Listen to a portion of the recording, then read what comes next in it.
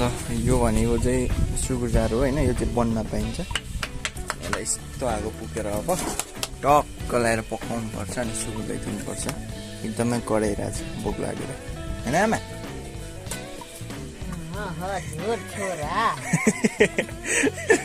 हजुर छोरा हजुर। यहाँ आगो पुग्नु पो हावाले गाह्रो छ। रोकिसक्यो अब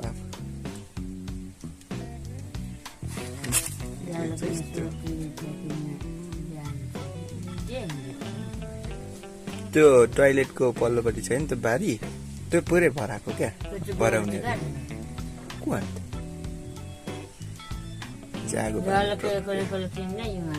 झलकै नै रोप्ने